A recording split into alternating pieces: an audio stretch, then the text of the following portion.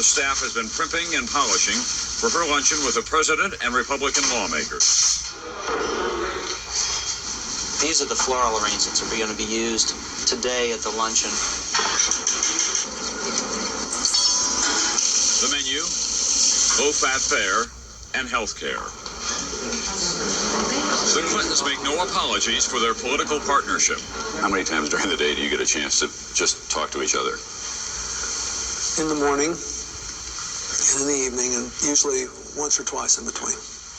And do you talk on the phone a lot during the day? A couple of times a day. Yeah. We'll not schedule. She'll just pick up the phone, call me, or I pick up the phone and call her and say, "How you doing? What's going on?" About all kinds of issues? Yeah. Will you talk about Bosnia today, for example? No. You stay away from that one. Oh, yes. We talk about a lot of personal things. What are we going to do for dinner, and who's in town, and what Chelsea's doing after school, that kind of thing. Well, look, Mr. President, it's no secret. We've all been reading the press clips and the reviews in the first 100 days of the administration. Mrs. Clinton has been doing, I think, a little better than Mr. Clinton in terms of the reviews. She just had one thing to do. That's why. Yeah, it's health care. It's health care. Has that turned out to be tougher? I mean, have you said to him some nice, "Thanks a lot, Mr. President, for giving me this"? Has she? You bet. Does that mean that's a tough issue as everybody gets into it at this point, right?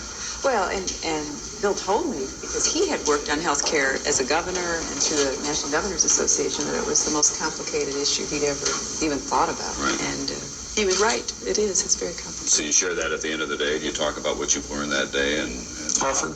how deeper and wider it's gotten? Yeah, we do, but we also have a moratorium on that kind of talk, too. Do you? Yes, yeah. We have to cut it off at some point and just have some fun, watch a little television, play a card game. You've got a 13-year-old daughter. That's right. That you're trying to raise in the White That's House. right. And she doesn't want to talk about That's right. the nuances of healthcare policy. Every now and then she says, what she thinks about what we're doing, but usually we talk about her life and the things she cares about. Movies. All of us who've been parents have raised 13-year-olds at some point or another. And you survived, haven't You survived. So you may find that kind of reassuring, but at the same time, I mean, I know how important it was to you when you came here to make sure that she had as normal a life as an only child could have. Has it been more difficult than you thought it would be? Well, in some ways it has, but that still is our goal. But it is just hard. Living in the White House is a wonderful experience for all three of us. But I think it's been a particularly challenging adjustment for her because, when you're 13, you want to be with your friends. You want to be able to go and hang out. You don't want to have a Secret Service agent around all the time. So her getting used to those kinds of changes have really been the biggest challenge for her, but she's doing well. And we talk about it. I think that helps. She feels like she can talk to us about it. And you've changed the role of First Ladies as well. I don't really think so. Really? No, I really don't think so. I think that one of the real lessons that I've learned in the last months is how each woman brought her own interest to this. And, you think about somebody like Dolly Madison, staying here while the British were burning the city until she could get the treasures out and cut the Gilbert Stuart portrait of George Washington out of the frame. That to me was a real courageous act. And every woman who's been here has, to the extent that she thought appropriate, supported her husband, taken care of her family, and done what she wanted to do to make a contribution to the country. And what I'm hoping is that I'm able to make my contribution, and then any spouse after me, women and men, will feel as free as they can to do what is right for them, and that includes as little or as much of a role as is appropriate. How long do you think it'll be, Mr. President, before there's a first husband? Not long. Not long. I think there'll be a woman will be elected president probably in my lifetime. I hope that one will have a chance to run.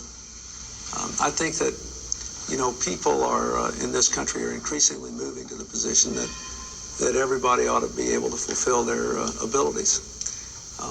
There might even be less controversy in that than the partnership that Hillary and I have established. Some people have said, well, should a first lady do this? My view is my duty to the American people is to use all the people I can find to use to help advance the public interest. And I think the fact that we're doing this healthcare thing together and that she's taking the lead on it is a good thing for the American people.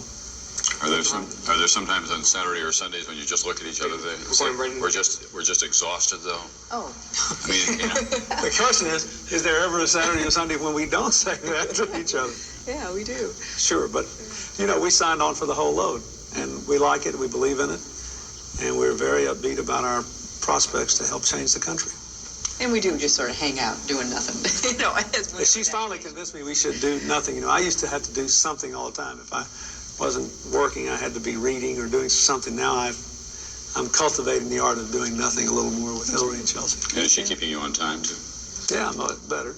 Although I sometimes have to keep her on time. The First Lady's many responsibilities and influence have given her power to rival that of the Vice President.